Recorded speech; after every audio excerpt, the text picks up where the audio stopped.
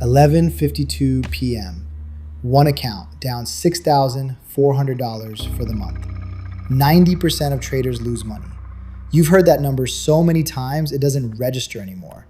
And it isn't a YouTube number. Regulators have audited the accounts.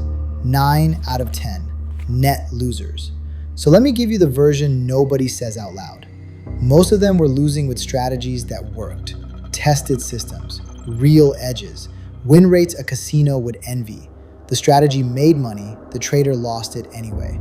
This video is about the gap between those two sentences. There are 4 things living in that gap. None of them are on your charts.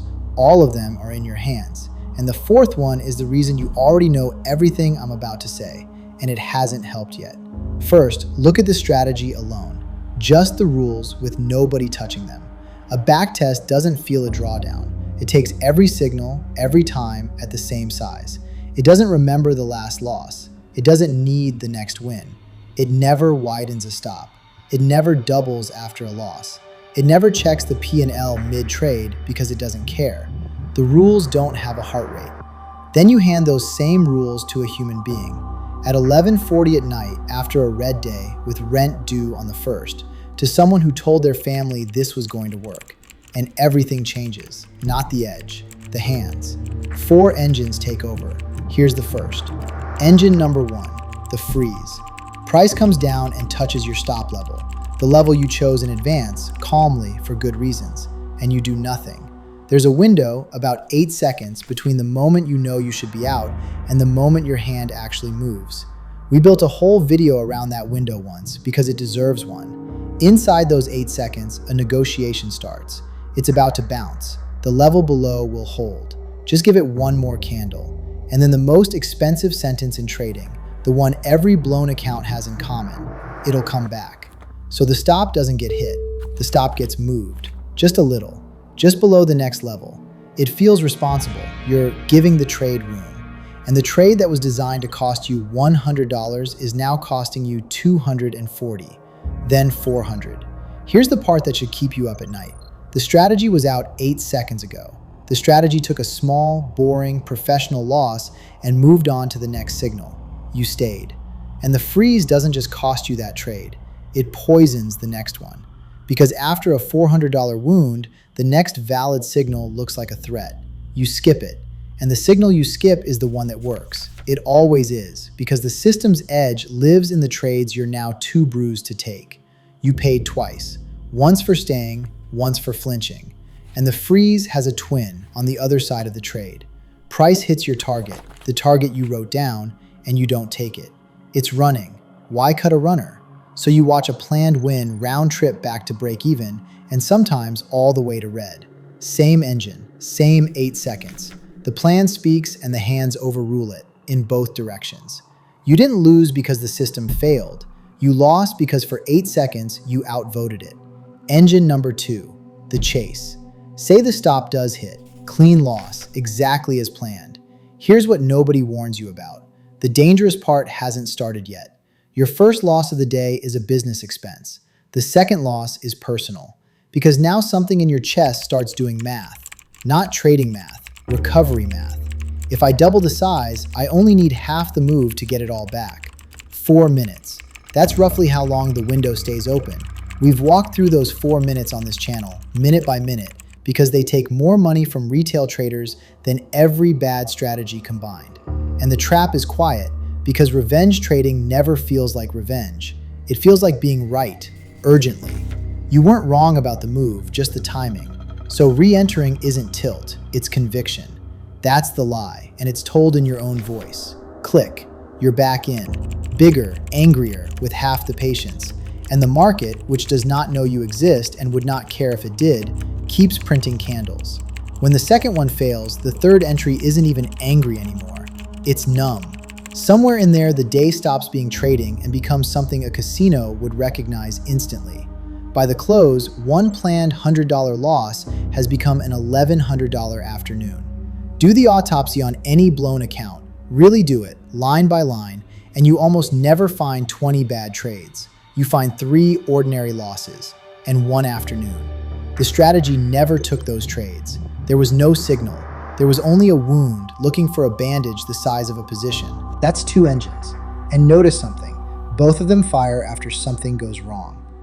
The third one is stranger. It fires before the trade even exists. And the fourth is the one I'd bet money is yours. Stay for it, because it explains why watching this video won't be enough. Engine number 3, the click. Here's a fact about your own brain that the market figured out before you did. Dopamine doesn't arrive when you win, it arrives when you might.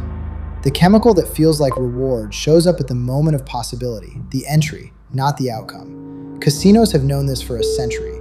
The near miss pays the brain almost as well as the jackpot, which means the payout isn't the payout, the click is the payout. So when you take a trade with no setup, the one you couldn't explain to anyone, the one that wasn't in the plan, understand what actually happened. You weren't hunting profit, you were buying a feeling, and the market sold it to you at full price. Watch yourself with an open position sometime. Count the checks, 40, 50 glances a day at a number that hasn't changed.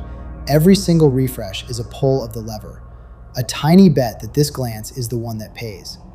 And if the market closing on Friday leaves something feeling missing by Saturday afternoon, that's not passion for the craft. That's the lever asking where you went. You're not addicted to winning, you're addicted to entering. And this decade made it worse. Most of the volume on the other side of your trade is now algorithmic. It doesn't feel anything, and it's faster than you. Crypto never closes, so the machine never has to. There is always, somewhere, a candle forming at 3 in the morning, a possibility, a maybe, a hit. The market has become the perfect slot machine. Infinite pulls, open all night. Engine number 4, the gap. Now the uncomfortable one. Be honest, how much of this did you already know?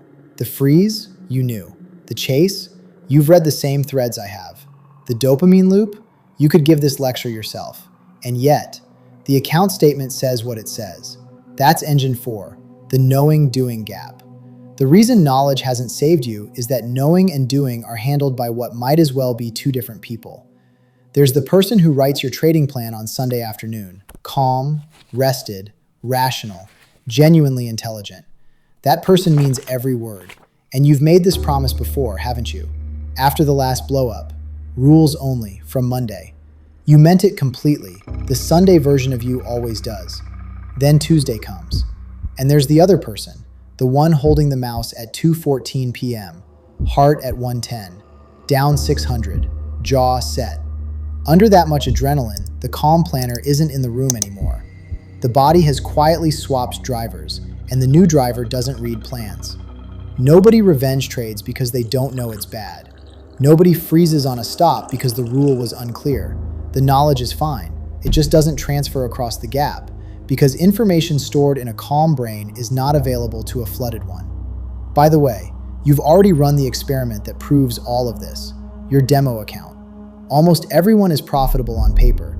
Same strategy, same market, same person, same brain, same screen. The only thing the demo removed was the feeling, and removing the feeling removed the losses. Sit with that. The variable was never the system. The variable was always the nervous system, which is why the fix is not another course. It's not a better indicator, and it's not this video either. So what do the other 10% actually do? Here's what they don't do. They don't outknow the 90. They don't feel less. Their heart rate spikes on a losing trade exactly like yours does. The difference is they stopped trying to win the negotiation and built a setup where the negotiation never starts. The exit is decided before the entry, not as a guideline, as a physical fact. The bracket order goes in with the trade, so the 8 seconds have nothing to vote on. The size is fixed before the open, in writing, while the heart rate is 60. 2 losses and the platform closes, not the chart, the platform. Some of them schedule the shutdown in software because the chase can't happen in a platform that isn't running. They design friction deliberately, like an architect. The phone lives in a drawer during the session. One market, one setup, one size. Everything else is noise they've made physically inconvenient to touch. Every bad behavior costs an extra step. Every good behavior is the path of least resistance. That's not discipline, that's engineering.